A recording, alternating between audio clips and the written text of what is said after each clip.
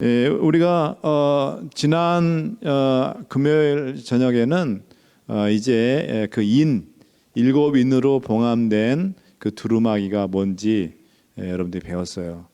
자, 원래 이 그 어떤 문서에 일곱 인으로 봉함이 됐다 그러는데, 원래 이게 이 봉함이 된 문서는 원래 여러분 이게 어느 나라에서 이렇게 쓰던 제도였라고 그랬죠? 기억이 하나도 안 나시죠? 일주일 지났는데 까맣게 지금 기억이. 이게 어느 나라? 1번 한국, 2번 미국, 3번 로마 제국, 4번 페르시아 제국. 네, 로마 제국. 로마 제국에서 쓰이던 공문서에는 반드시 인을 7번을 쳤다 그랬어요. 7번을 쳤다는 건 무슨 뜻이라 했죠? 성경에서 7은 무슨 수라 그랬어요? 완전수. 그렇기 때문에 이거는 아무도 이거를 인을 뗄 수 없다 그랬어요. 대신 로마법에 의하면 누구는 어떻게 뗄 수 있다고요? 그 7인이 뭐예요? 7명이 거기 사인을 한 봉함을 한 거 있잖아요. 7명이 모두 동의를 하면 그 인을 떼볼 수 있다 그랬어요. 그죠? 예. 자, 인이라는 것은 뭐라 그랬습니까? 지난번에 우리 공부할 때 구속주, 그죠? 그 인을 뗄 수 있는 사람은 누구밖에 없댔어요. 지난 금요일 우리가 공부하기로는 어린 양밖에 뗄 수. 그 어린 양이 누구라 그랬죠? 예수 그리스도. 왜? 성경에 어린 양은 누구를 뜻한다 그랬어요? 예수님. 요한복음 1장에 보면은 그게 나오죠. 왜? 예수님이 뭐 받을 때? 침례를 받으러 누구한테 나올 때? 침례 요한한테 나올 때 그 예수 자기한테로 나오시는 예수님을 보고 침례 요한이 뭐라 그랬어요? 보라, 세상 죄를 지고 가는 하나님의 어린 양이로다 그랬어요. 그래서 예수님을 가리켜서 하나님의 어린 양이라 했어요. 그래서 그 어린 양, 오직 어린 양밖에는 뭡니까? 그 인을 뗄 수 없다는데, 자,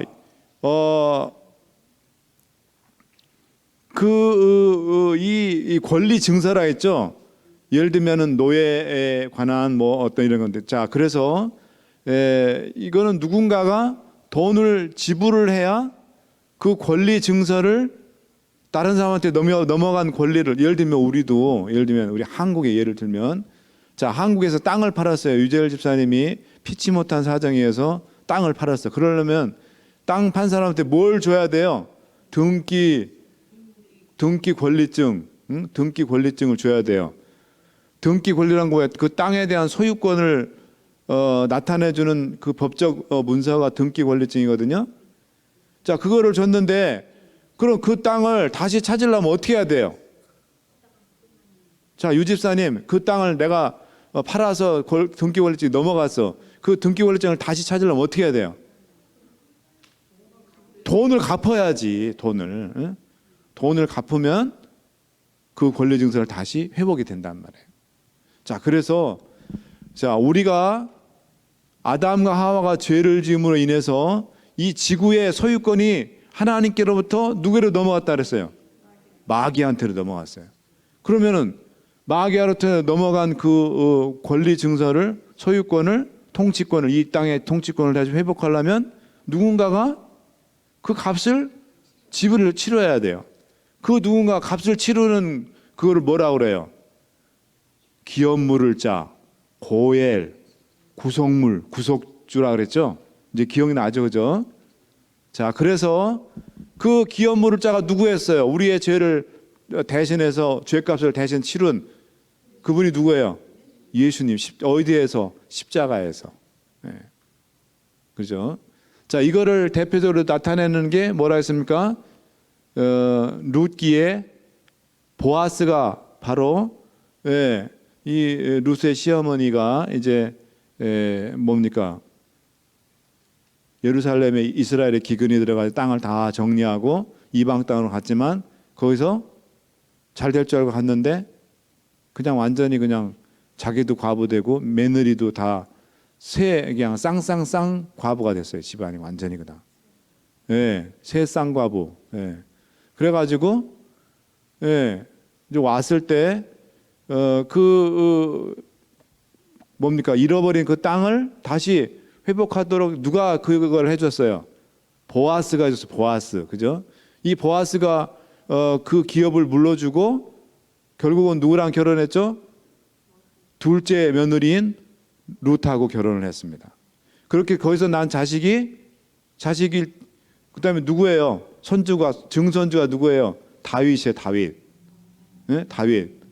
그다음에 그 다윗에서 또 계속 후손에서 또 누가 나왔어요? 예수님이 그 후손으로 나온 거예요. 네. 자, 그래서 다 연결돼 있다 그랬으면 성경은 다 짝을 이루고 있어요. 그래서 이게 하나님의 말씀인 거예요, 성경이. 네. 자, 오늘은 이제 이 뭐냐면은 계시록의 12번째 시간, 계시록 6장 1절부터 8절. 자, 계시록 6장을 이제 들어갑니다. 5장에 우리가 이제 그 일곱 인을 우리가 뭔지를 다 알고 인을 누가 떼고 다 공부를 했으면 이제 구체적으로 이제 계시록 6장은 하나님의 일곱 인이 나오는데 모두 몇 인이 나오냐면 6인이 나와요. 6번째 인까지 떼는 게 나와요. 자, 그래서 매 인을 뗄 때마다 어떤 일들이 벌어져요. 자, 그래서 여러분들이 이제 오늘은 6장을 다 할 수가 없기 때문에 첫 번째 인부터 네 번째 인까지 떼는 데까지만 제가 할 거예요. 자, 그래서 오늘은 계시록 6장 첫 번째 인부터 네 번째 인이 계시록 6장 1절부터 8절까지입니다.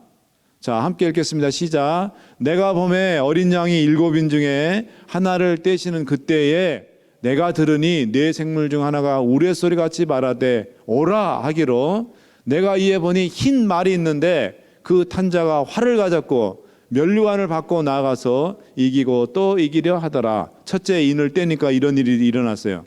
자, 두 번째. 자, 시작. 둘째 인을 떼실 때 내가 들으니 둘째 생물이 말하되 오라 하더니 이에 붉은 다른 말이 나오더라. 그 탄자가 허락을 받아 땅에서 화평을 제하여 버리며 서로 죽이게 하고 또 큰 칼을 받더라. 무시무시한 내용이 나오고 있어요. 자, 세 번째 인을 떼 시작. 셋째 인을 떼실 때 내가 들으니 셋째 생물이 말하되 오라 하기로 내가 보니 검은 말이 나오는데 그 탄자 손에 저울을 가졌더라. 내가 네 생물 사이로서 나는 듯한 음성을 들으니 가로되 한 데나리온의 밀 한 대요 한 데나리온의 보리 석 대로다. 또 감람류와 포도주는 해치 말라 하더라. 또 무슨 내용이 나오고 있어요. 카스바 넷째 인이 지금 안 나왔네요. 자, 7절 8절이 사라졌네. 자, 보겠습니다. 자, 여기 지금 인을 떼고 뭔 일이 일어나고 그러죠, 그죠? 자, 보겠습니다. 자, 그러면 첫 번째 인을 가보겠습니다. 자, 인을 누가 떼서요? 어린 양이 누구라 했죠? 예수님이에요. 예수님이 인을 떼실 자는 예수님밖에 없어요. 아무도 못 떼 그 인을. 자, 인을 뗄 때마다 무슨 일이 일어나는지 보겠습니다. 자, 첫째 인 보겠습니다. 첫째 인을 뗄 때 보니까 뭐라 했어요? 내가 보니 흰 말이 있는데 그 탄자가 활을 가졌고, 저 사진 보세요. 흰 말을 타고 활을 들고 지금 뛰어가고 있죠. 달려가고 있죠. 네, 그다음에 머리에는 뭘 썼어요? 면류관을 받고 나가서 이기고 또 이기려 하더라. 첫째 인을 탄 말 타고 하얀 말, 백말 타고 활을 들고 면류관을 썼는데 이 특징이 뭐예요? 이기고 이기더라. 자, 보겠습니다. 자, 이 흰말, 잘생겼다, 흰말. 자, 흰말은 성경에서 뭘 뜻한다고요? 흰색은 성경에서 의로움, 또 순결, 승리를 뜻해요. 이 흰색과 관련된 언급이 많이 나오는 게 바로 이 계시록이에요. 계시록에 흰옷, 흰 세마포 이런 표현들이 많이 나옵니다. 또 그다음에 말은 성경시대에 옛날 성경시대 고대에는 뭘 갖고 지금은 뭐 탱크, 뭐 비행기, 뭐 대포 뭐 이런 거 하지만 옛날은 뭘 갖고 싸웠어요? 다 툭툭툭툭툭툭툭툭툭툭툭툭 하면서 뭐예요? 말 타고 다 활 쏘고 칼 들고 이렇게 싸웠죠. 그래서 이 말이 등장하면 이게 전쟁과 관련했어요. 전쟁. 그 다음에 옛날엔 지금은 다 무슨 뭐 좋은 자동차, 승용차, 그 다음에 또 뭡니까? 굉장히 빨리 가는 기차. 여러분 고속 전철 타보셨어요? 한국에서는 뭐냐면은 KTX라고 고속철이 나왔어요. 엄청 빠릅니다. 한국 가시면 이번에 우리 김혜숙 집사님 한국 갔을 때 그거 타보셨어야 되는데 뭐냐면은 그게 지금 호남선도 높고 경부선 지금 두 선만 지금 고속철로 KTX라고 그래 그걸 줄여서 근데 제가 천안에 살 때 났어요. KTX를 딱 탔는데 서울역까지 30분 천안역에서 엄청 빠르죠. 잘 수가 없어. 예를 들면 거기서는 깜빡 졸 수 있지만은 서울역이 종착역이니까 만약에 서울역에서 KTX 타고 천안 가는데 30분까지 하는데 잠들었다 부산까지 가는 거야. 그 잠을 잘 수가 없어요. 그렇게 빨라요. 대전까지 1시간. 서울역에서 대전역까지. 엄청 빠릅니다. 자, 그럼 KTX가 있고 그다음에 더 빠른 비행기가 있지만은 여러분 옛날에 비행기 없을 때는 샌프란시스코에서 배 타면요, 왜냐면 밴쿠버에서 배 타면 한국까지 석 달 걸렸어, 석 달, 두 달. 옛날 선교사들이 한국 나올 때 샌프란시스코 상항이라 해서 옛날에 한자로 샌프란시스코를 상항이라고 상항. 그 다음에 밴쿠버에서 배를 타고 딱 오면은 일본 요코하마나 고 이렇게 고베 이렇게 싹 들려서 제물포 또는 부산 이렇게 왔어요.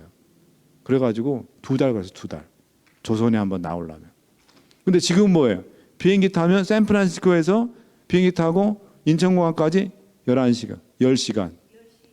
10시간. 오는 건 조금 더 걸려요. 11시간 정도, 12시간 이렇게. 자, 그런데 저 시대는 이 기류 때문에 기류. 비행기도 바람 타고 가거든요. 근데 맞바람 맞고 와요. 올 때는. 그래서 시간이 더 걸리는 거예요. 미국에서 한국 올 때는. 자, 그래서 옛날에는 다 뭐냐면 말 타고 이동을 했어요. 19세기까지만 해도 이 서부 올라면은 황금을 찾아서 엘도라도, 그게 황금의 길이라는 뜻이잖아요. 엘도라도가. 그래서 여기 올라면 다 말이 끄는 마차, wä건, 마차를 타고 여러분 옛날 그 서부 영화 보세요. 보면 다 마차 타고 다 왔잖아요. 그래서 이 말은 신속하게 기별을 전달하는 그런 뜻이 있습니다. 이 흰말은 뭘 뜻하냐면 사도교회 시대에 순수한 복음의 정신으로 세상과 싸우며 복음을 전하고 있는 교회의 사명을 나타냅니다. 그죠? 자, 그 다음에 흰말을 탔다 그랬죠? 그 다음에 두 번째로 뭘 가졌어요? 저기 화살표 보세요. 활. 이 활은 표적을 꽤 뚫어요. 그죠? 옛날에 활 가지고 다 싸울 때 지금은 총이지만 활을 딱 쏘면 뭐예요? 그 화살이 옷을 관통해 가지고 적군을 죽이잖아요. 그래서 두 번째 영적으로 이 활은 뭘 뜻하냐면 죄악을 견책하고 회개시키는 하나님의 말씀의 위력이었습니다. 히브리서 4장 12절에 뭐랬어요? 하나님의 말씀은 살아 운동력 있어 좌우의 날선 어떤 것보다 예리하여 혼과 영과 골수와 관절을 쪼갠다 그랬어요. 네? 그래서 하나님의 말씀을 뜻하는 겁니다. 말씀의 능력. 하나님의 말씀이 제대로 확 박히면은 설교 예배 때 안식일날 이 단상에서 설교 들을 때 갑자기 하나님의 말씀이 내 가슴에 확 박힐 때가 있어요. 아이고 내가 이렇게 살면 안 되겠구나.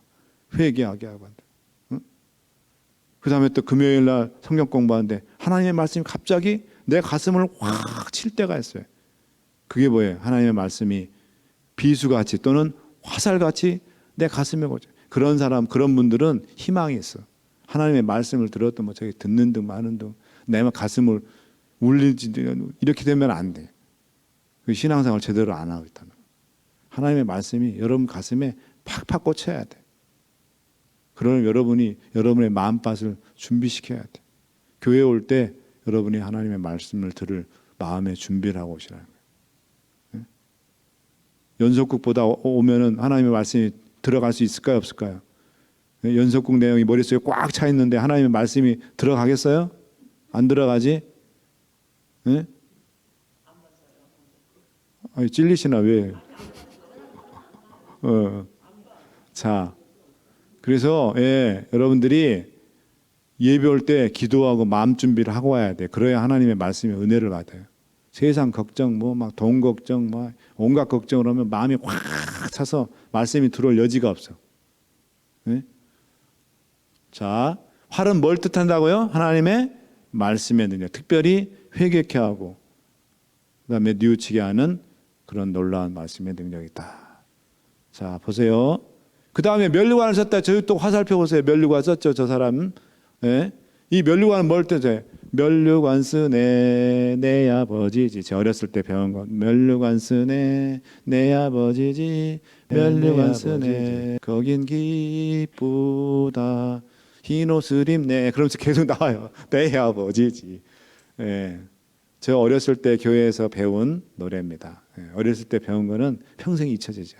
어렸을 때 외웠던 성경절은 계속 잊혀지지 않고 있어요. 자, 면류관은 뭐예요? 면류관은 승리의 상징이에요.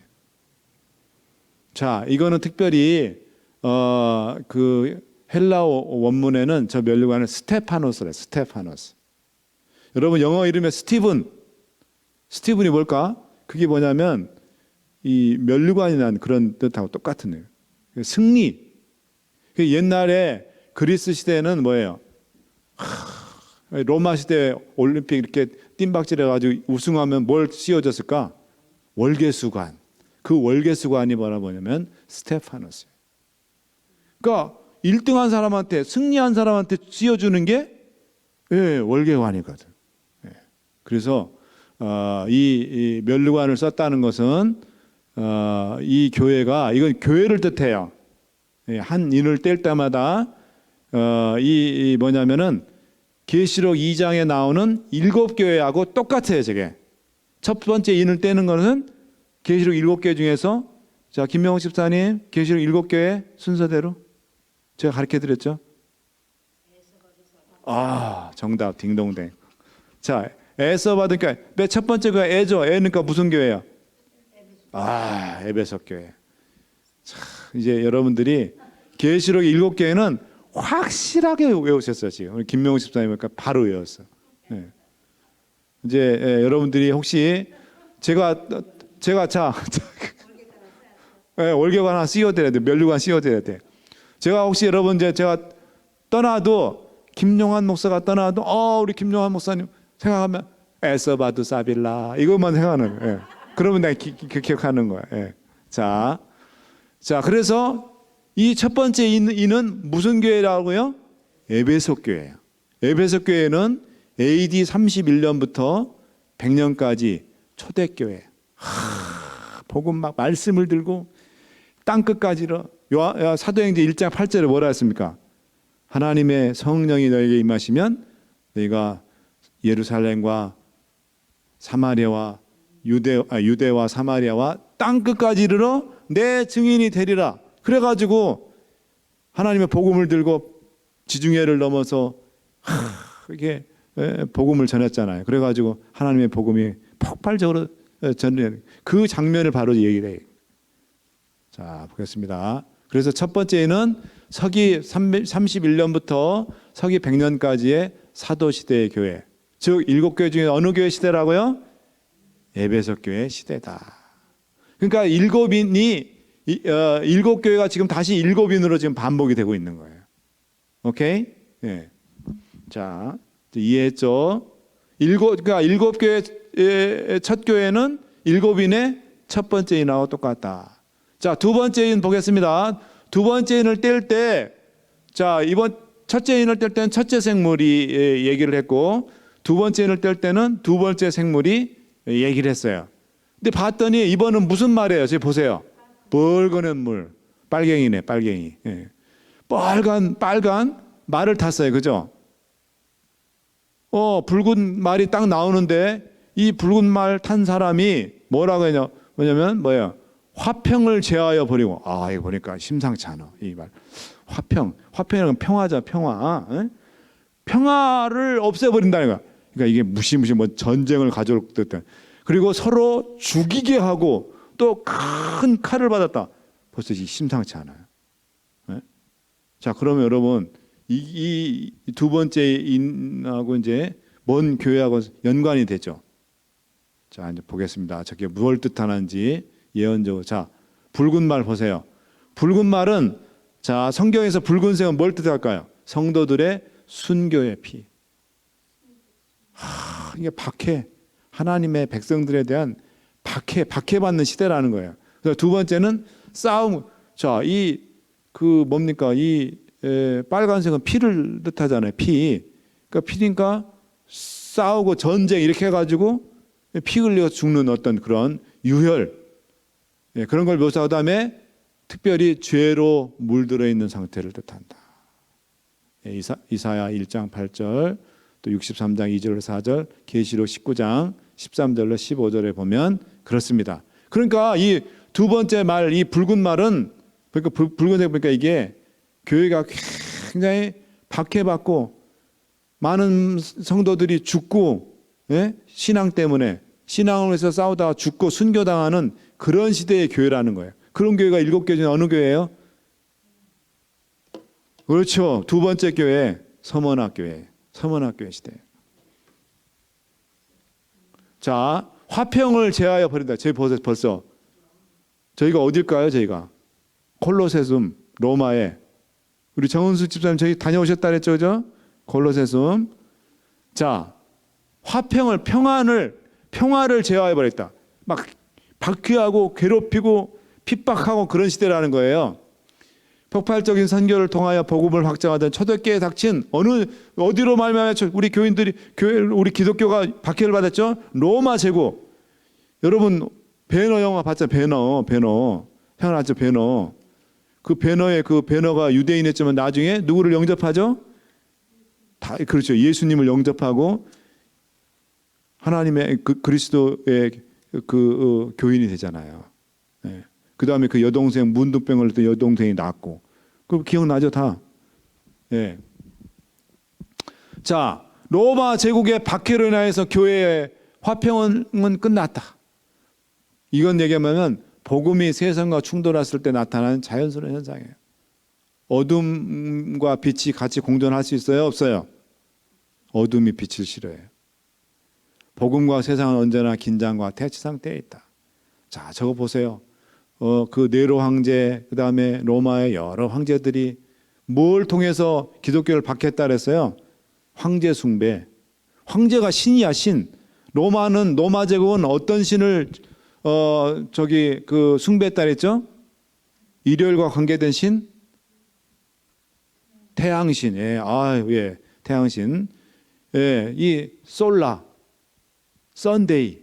태양신을 예배하는 날이 무슨 날이에요? 일요일이야. 그게 일요일. 그래서 썬데이라고 그런 거예요. 그런데 그 태양신 말고 황제를 신으로 숭배하는 신격화했어요. 그래서 우리 기독교인들이 태양신 숭배나 황제 숭배를 했겠습니까? 안 했겠습니까? 왜 안 했죠? 그것도 있지만은 10계명 중에 아니 그거보다도 너를 위하여 새긴 우상이나 너의 나의 첫 번째 계명하고 두 번째 계명의 정면으로 배치되는 거지. 그죠? 10계명 중에 몇 번째 계명? 첫 번째 계명과 두 번째 계명. 네. 그래서 이 첫 번째와 두 번째 계명에 올려야 되기 때문에 나는 하나님의 말씀을 순종해야지. 내가 어떻게 하나님의 말씀을 저버리고 내 목숨을 위해서 당신에게 숭배하겠습니까? 그리스도를 택할 것이냐, 황제 시저를 택할 것이냐. 네가 시저를 택하면 너가 살 것이고 그렇지 않으면 죽으리라. 그럴 때 뭐예요? 우리 그리스도인들이 그때 여자들이 많이 죽었어. 특별히 여자분들이 우리 그리스도인들이 순교당한 그 마지막 순간들을 기록해놓은 기록들을 보면 정말 눈물 나요. 감동스러워요. 그래가지고 이제 여러 가지 방법이 있어요. 저희 보면 뭐예요? 지금 첫 번째 방법은 일주일 동안 사자를 굶겨놔. 우리의 땅 놨다가 그리스도냐 황제냐, 그리스도를 난 선택해서 그러면 사자 우리에 있는 문을 확 열어요. 그러면 사자 확 뛰어나와가지고 물어 뜯어서 그냥 죽는 거예요. 사자밥이 되는 거예요.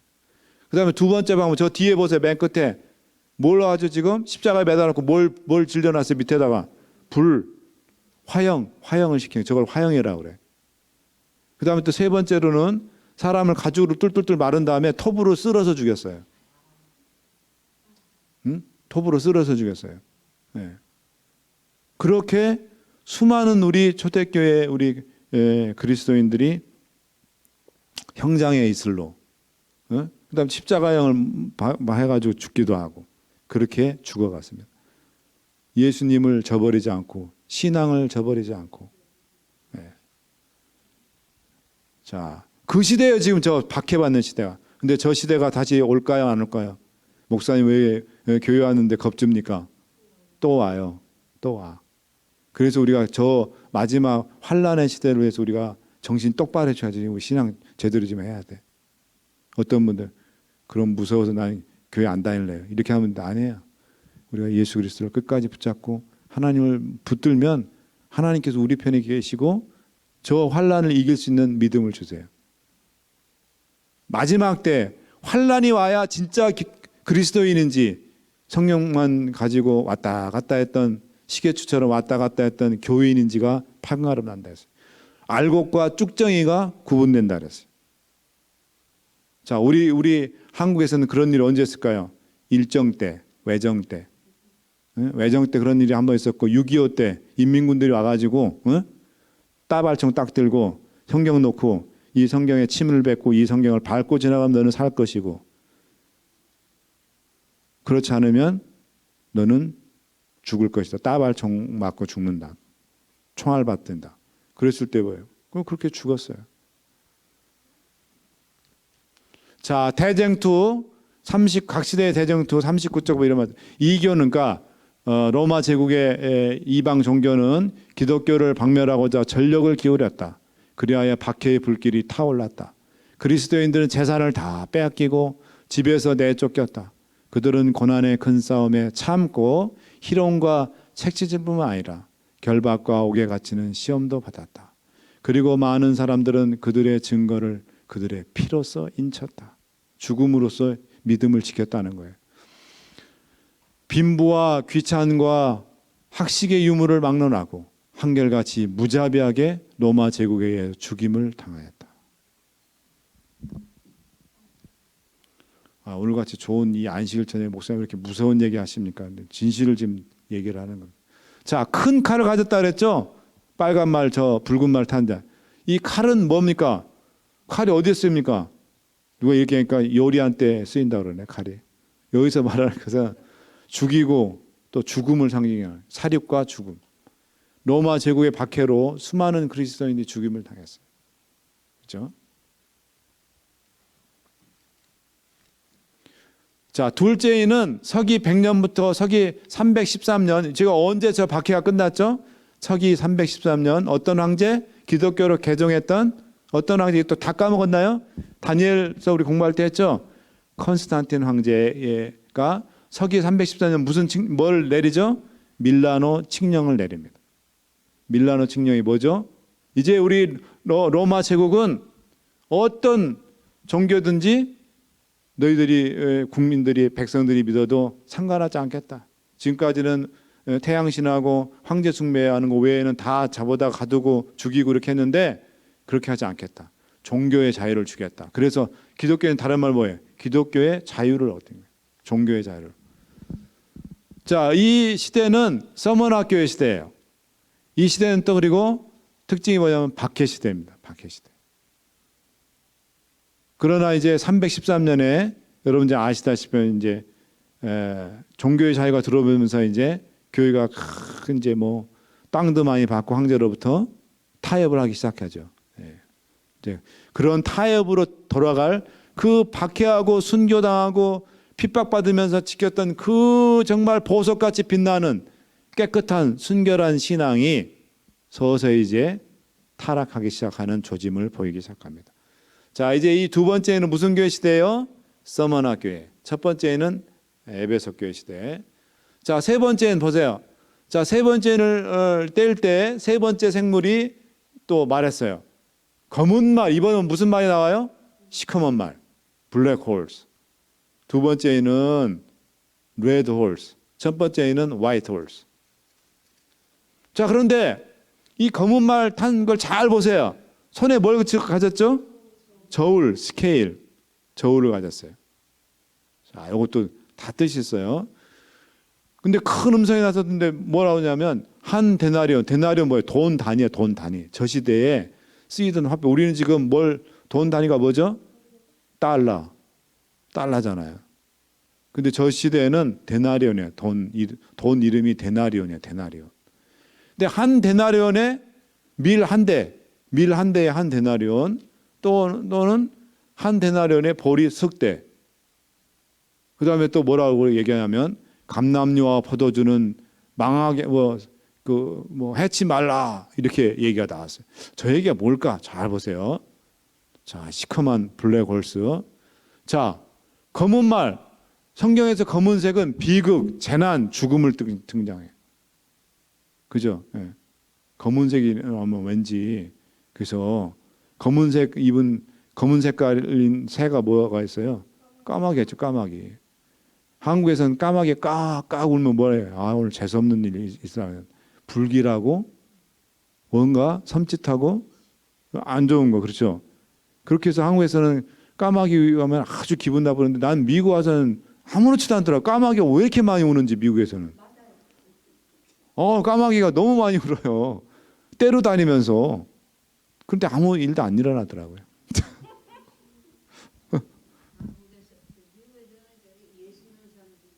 그런가요? 예. 자, 그래서 검은 말은 뭘 뜻하냐면은 순결을 상실하고 흑암의 암흑 가운데 휩싸인 교회의 상태를 얘기합니다. 그 깨끗하고 열정이고 그런 어떤 상태에 있었던 교회가 흑암에 영적으로 타락하고 캄캄한 그런 상태로 빠진 교회의 모습을 상징하는 거예요. 말은 참 잘생겼네. 캄캄해가지고. 자, 저희 저울이죠. 저울은 성경에서 뭘 뜻하냐면 저울은 뭐예요? 단다는 심판, 그죠? 여러분 벨사살 왕이 파티를 벌려가지고 뭡니까? 예루살렘 성전에서 뺏어온 금잔, 제사 지낼 때 썼던 그런 대고 가지고 거기다 막 포도주 벗어 마시고 할 때 그 파티장의 벽에 뭐가 썼죠? 글씨가? 그러니까 그 원래 말로 메네 데겔 우바르신.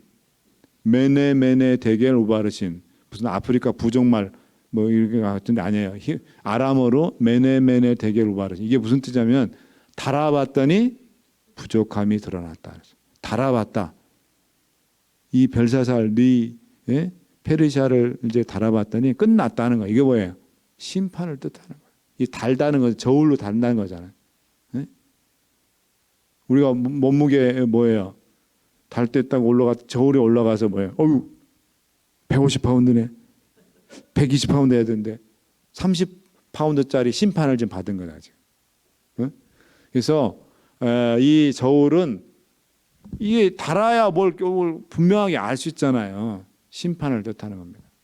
그 다음에 그 다음에 이 저울을 제일 많이 쓰는 데가 어디죠? 장사들이잖아요. 특별히 무게를 자는데 어디예요?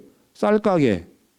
옛날에 여러분 쌀가게 옛날 시골 우리 강명호 집사님 옛날에 김명호 집사님 옛날에 한국에서 계속 하실 때 쌀가게 하면 어떻게 돼요? 저울로 다 다시는 거 보았죠? 대박으로도 하고 또 그다음에 이 저울도 있었잖아. 저울로 이렇게 깨가지고 이렇게 하는 저울이 있어. 이렇게 돼지들도 달 때도 깨가지고 이렇게 할 때도 이게 하고. 자,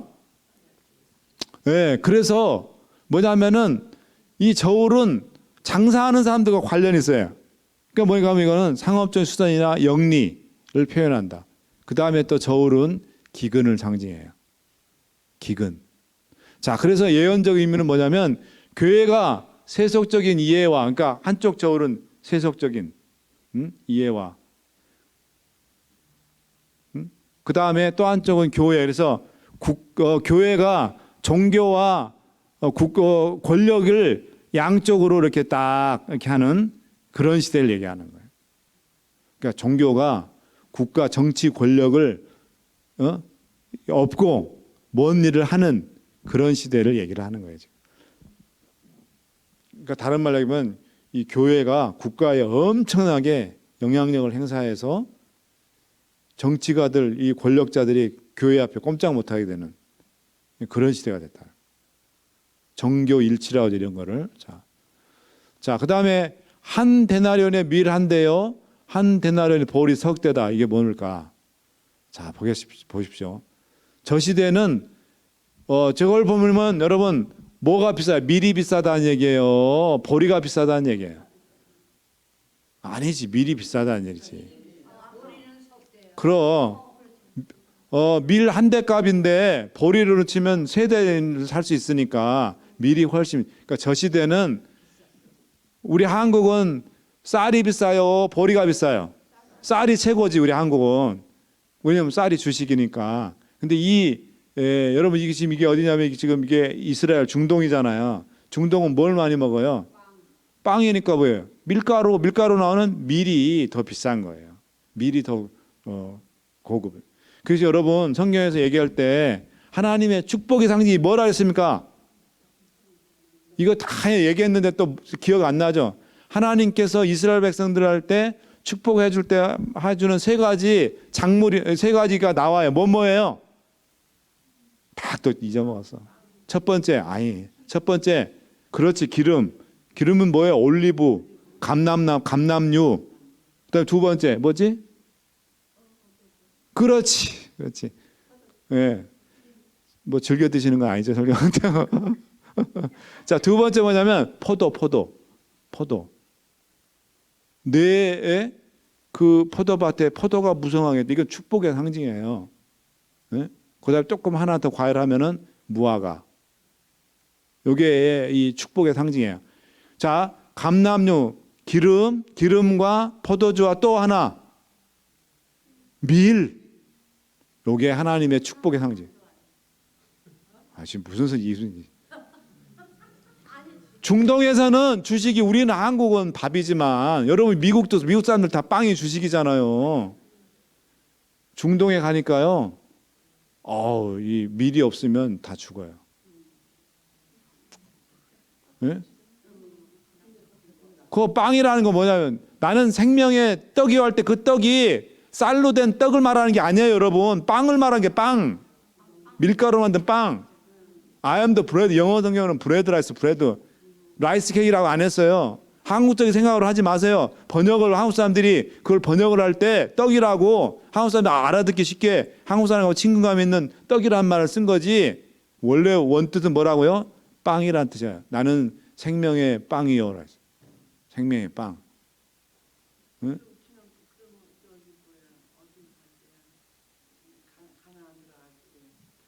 네. 네. 만나는 그거는 하얀 가루가 아침에 나가지고 그걸 가지고 꿀을 섞어서 과자를 만들어 먹었다 그랬어요. 네? 거기 그 출애굽기나 민수기나 보시면은 그런 내용이 나와요.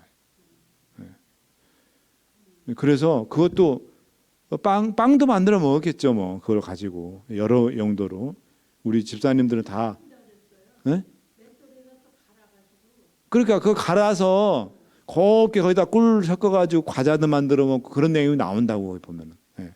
빵도 만들어 먹고 뭐 알아서 뭐 자기들 제주껏 만들어 먹었겠죠. 뭐 그걸 뭐 일일이 여기서 내가 어떻게 다 알겠어요.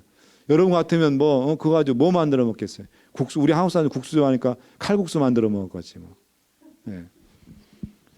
하늘나라 가가지고 나 저기 만나가루로 칼국수해서 먹었으면 좋겠어요.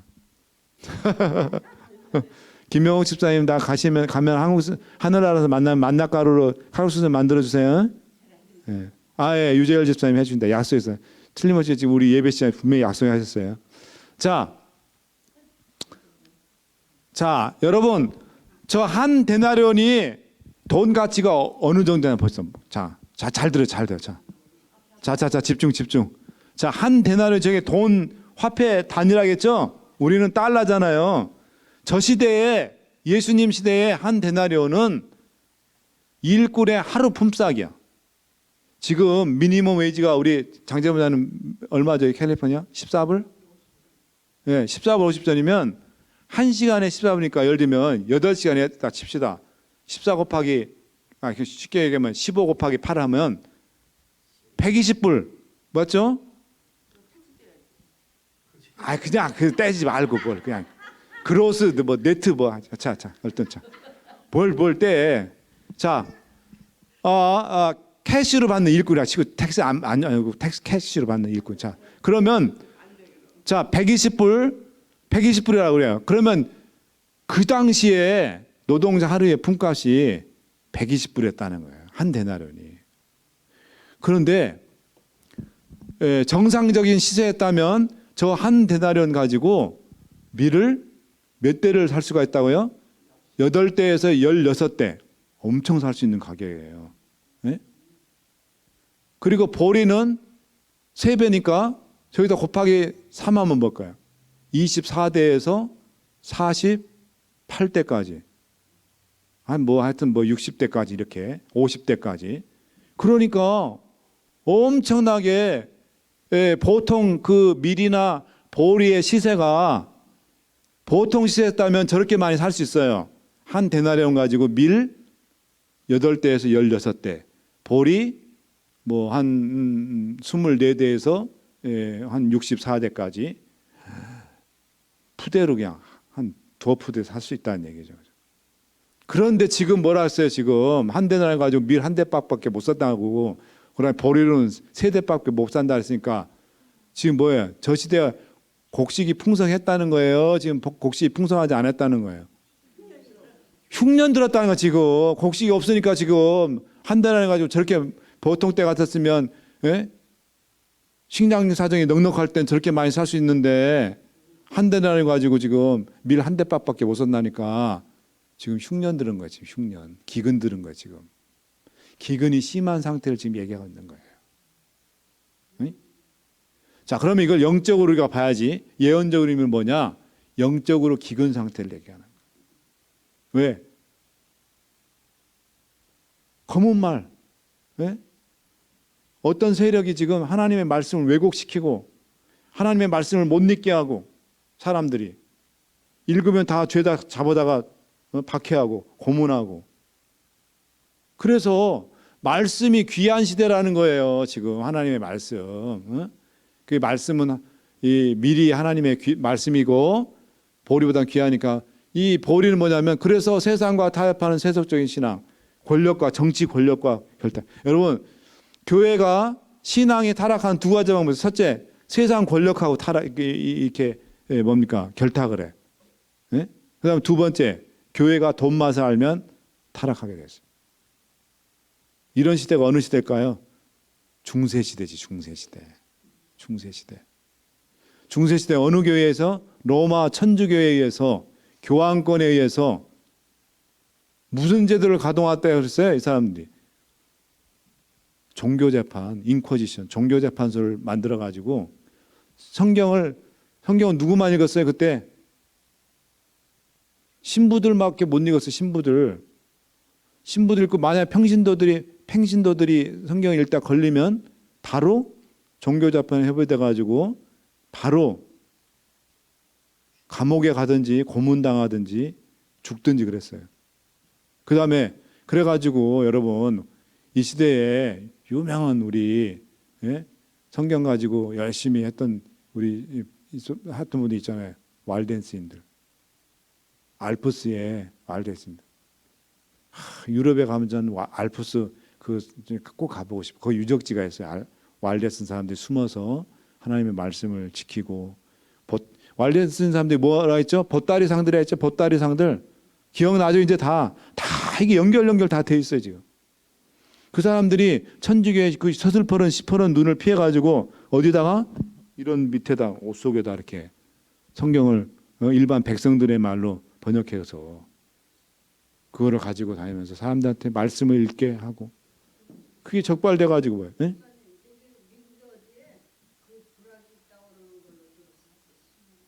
네. 자, 자 그래서 이 시대는 정말 말씀이 기갈돼 영적으로 깊은 흑암과 기근 상태에 있었던 교회예요. 자 보세요. 감람류와 포도주는 했지 말라. 감람류나 포도주는 당시 흔하게 쓰이던 기름과 음료였어요.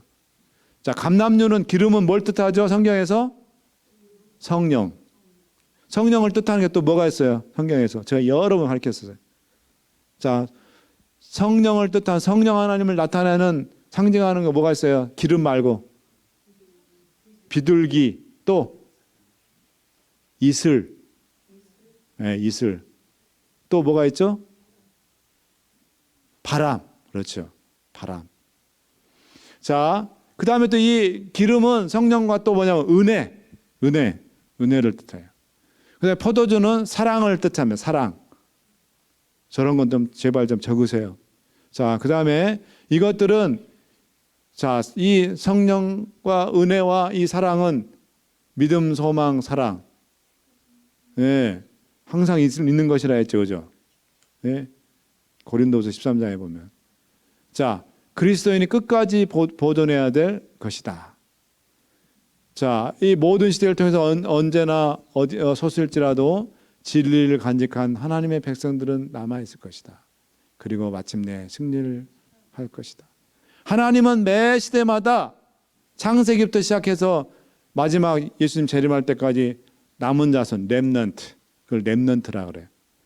남은 자손을 꼭 남겨두세요. 하나님의 진리의 백성. 마치 뭐예요? 아합왕과 이세벨 왕비 시대에 이스라엘이 영적으로 깊이 타락했을 때 하나님께서 몇 명을 준비해 두셨죠?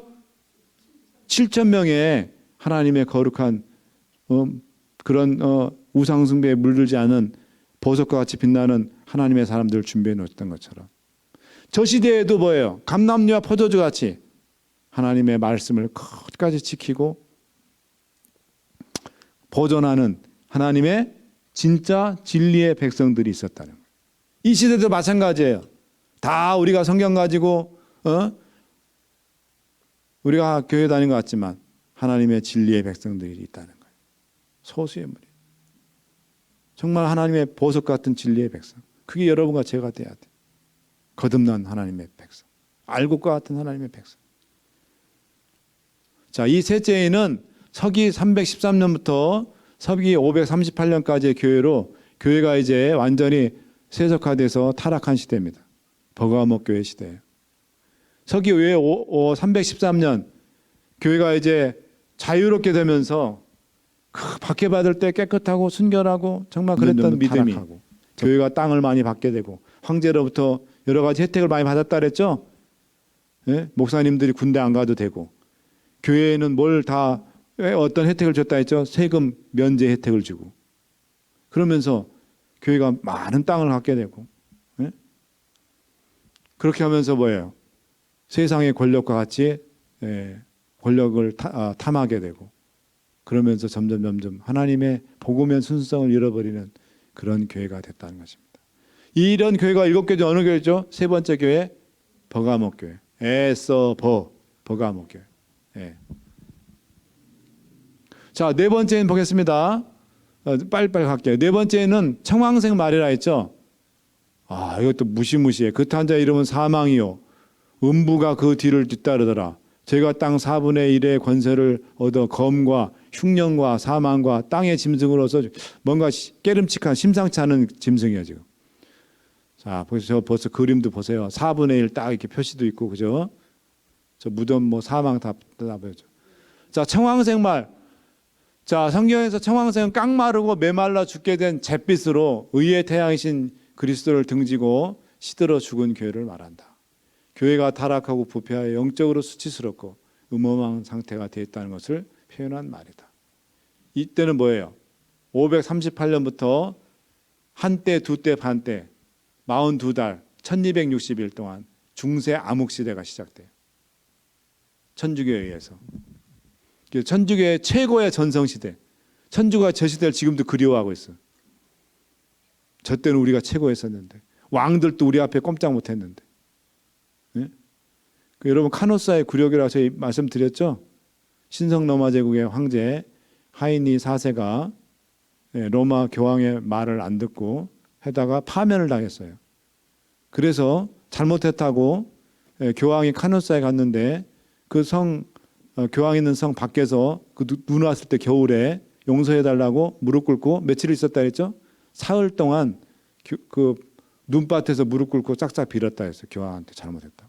그럴 정도로 교회가 세상 황제들도 꼼짝 못해서 교황 앞에서.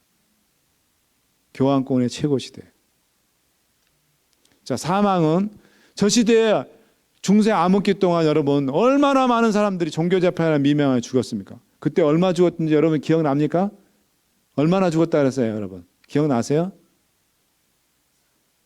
4만 명밖에 겨우 그 정도 죽으면 제가 들어가지 다. 조금 더 써. 왜 이렇게 이 배포가 적어? 5천만 명이 죽었어요. 5천만 명. 수많은 사람들 죽였어요. 5천만 명. 천주교회가 종교재판이라는 미명하에 종교재판 해가지고 죽인 사람들이 5천만 명이에요. 5천만 명. walden신들을 어떻게 죽였다 그랬죠? 동굴에다가 불 피워가지고 연기 해가지고 들여보내서 지식해서 다 죽였다 그랬어요. 난 지금까지 천주교에서 저때 자기네들이 하는 것을 회개하고 고백하고 우리가 잘못했습니다. 한 번도 나 들어본 적 없어요. 교황의 입에서 한 번도 저 시대에 우리가 이렇게 나쁜 짓 했다고 고백한 건데 한 번도 못 들어봤어요.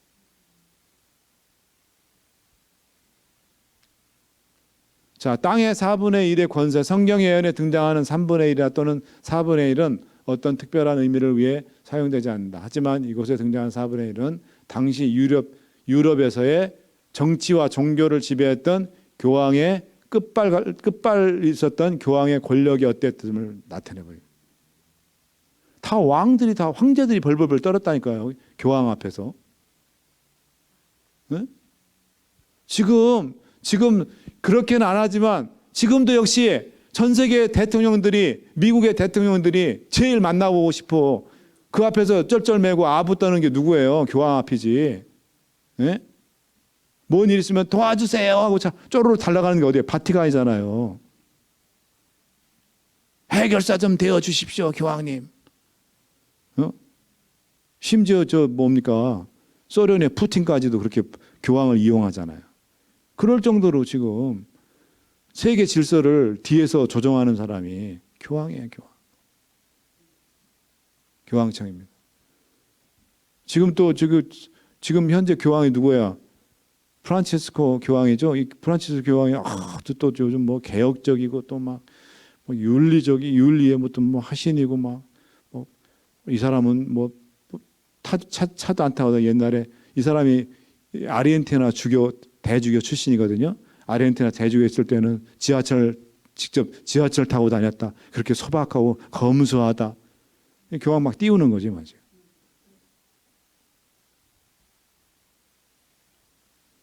자, 검과 흉년과 사망과 땅의 짐승은 뭐냐? 검은 무력을 상징하고, 그래서 교황의 권력에 굴복하지 않으면 무력으로 군대가 있었어요. 그 군대가 뭐라 했죠? 십자군. 크루세이드. 무참히 죽였어요. 그 죽이면 또 상을 내렸어. 교회에서 영주로, 기사로. 여러분 기사단 아세요? 기사단? 나이트라고 해요. 영어는 나이트. 그 다음에 흉년은 영적 기근 상태, 성경을 마음대로 볼 수 없었던 그런 영적으로 기근했던 사망. 이 당시에 중세 때 유럽을 강타해가지고 유럽의 인구가 엄청나게 줄은 일이 있어요. 그게 뭐냐면 흑사병. 흑사병은 쥐가 그 병균을 옮기거든요. 그 영어로는 페스트라고 그래요. 페스트. 그 흑사병으로 유럽의 수많은 사람들이 죽었어요. 흑사병에 걸려서. 중세 시대가. 그 다음에 땅의 짐승은 뭐냐면 수많은 사람을, 이 짐승은 왕이나 국가를 나타내는 예언적으로 그런 의미가 있는데, 여기서 이 땅의 짐승은 누구냐? 이런 일을 저지를 사람은 바로 중세 때 바로 로마 천주교의 교황권을 말한다. 자, 그래서 이런 걸 종합해 볼 때 네 번째는 서기 538년부터 서기 1517년까지의 교회로 중세 암흑 시대, 다니엘에서는 한때, 두때, 반때, 그다음에 계시록에서는 42달, 1260일이라고 얘기한 중세 천년기, 다크에이지라고 그래요. 다크에이지. 자, 7개 중에서는 어느 교회? 네 번째 교회 두아디라 교회 시대다. 자, 여기까지입니다. 자, 오늘 본 내용 중에서 뭐 궁금하신 내용 있으십니까? 질문할 거? 자, 없으시면 우리 기도하고 마치겠습니다. 감사하신 아버지, 오늘 저희들이 이제 계시록 6장에 나오는 7인에 대해서 이제 공부했습니다. 특별히 오늘은 첫 번째 인부터 네 번째 인까지를 저희들이 배웠습니다. 아버지, 이 인들이 각각의 인들이 7교회의 각각의 교회들과 매칭이 되어서 교회의 각 시대의 특징을 나타내는 것을 저희들이 배웠습니다. 아버지, 오늘 우리들의 이 말씀을 들으면서 와, 뭐 이렇게 탄성만 지를 것이 아니라 우리들이 어떻게 신앙을 하고 이 마지막 시대에 우리의 믿음을 어떻게 간직하고 또 우리가 어떻게 하나님의 사람이 되어야 될지를 생각하고 결심할 수 있는 그런 시간이 되게 하여 주시옵소서. 그리고 이 어두워져가는, 영적으로 캄캄해져가는 이 세상, 오늘 요즘 우리들의 자녀들을 우리가 어떻게 올바로 신앙으로 이끌고 또 믿음 가운데 굳건하게 서게 할 수 있는지를 고민할 수 있는 우리 어머니들 또 부모님들이 되게 하여 주시옵소서. 감사하며 예수님의 이름으로 기도드립나이다.